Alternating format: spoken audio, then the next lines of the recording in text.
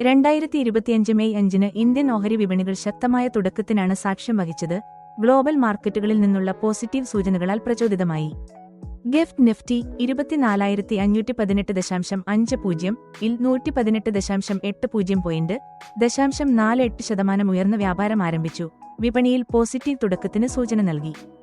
Sensex 80,501.99 ഇൽ അവസാനിച്ചു, 260 point ഉയർന്ന്. നിഫ്റ്റി അനുപാതം 50:24,346.70 ഇൽ ക്ലോസ് ചെയ്തു, 1.3% ആഴ്ചയിലുടനീളം വർദ്ധിച്ചു. ബാങ്ക് നിഫ്റ്റി 55,115.35 ഇൽ അവസാനിച്ചു, 0.8% വർധനവ്. വരുൺ ബെവറേജസ് ലിമിറ്റഡ് (VBL) 524 രൂപ ഇൽ വ്യാപാരം. ടാർഗറ്റ് വില 665 രൂപ, 27% ഉയർച്ചയുടെ സാധ്യത. JSW ഇൻഫ്രാസ്ട്രക്ചർ 290 രൂപ ഇൽ വ്യാപാരം. ടാർഗറ്റ് വില 370 രൂപ, 28% ഉയർച്ചയുടെ സാധ്യത. Indian oil corporation IOCL MK global 170 രൂപ ഇന്റെ ടാർഗറ്റ് വിലയോടെ ബൈ റേറ്റിംഗ് നൽകി.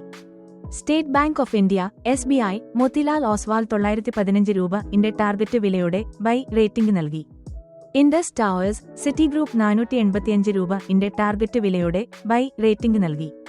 യൂറോപ്യൻ മാർക്കറ്റുകൾ ഡാക്സ് 1.8%, CAC 40 1.62% എന്നിവ ഉയർന്നത് ഗ്ലോബൽ വിപണിയിൽ പോസിറ്റീവ് സാന്ദ്രതയ്ക്ക് കാരണമായി. അമേരിക്കൻ മാർക്കറ്റുകൾ ഡൗ ജോൺസ്, S&P 500, നാസ്ഡാക്ക് എന്നിവയുടെ ഫ്യൂച്ചറുകൾ 0.33% മുതൽ 0.47% വരെ ഉയർന്ന നിലയിൽ. നിഫ്റ്റി അനുപാതം 50:24,200 ഇൽ ശക്തമായ പിന്തുണ. ഈ നിലയിൽ തുടരുകയാണെങ്കിൽ 24,600-24,800 വരെ ഉയരാൻ സാധ്യത. ബാങ്ക് നിഫ്റ്റി 55,800 ഇൽ ബ്രേക്ക്ഔട്ട് ലെവൽ. ഈ നിലയിൽ തുടരുകയാണെങ്കിൽ 56,100-56,500 വരെ ഉയരാൻ സാധ്യത.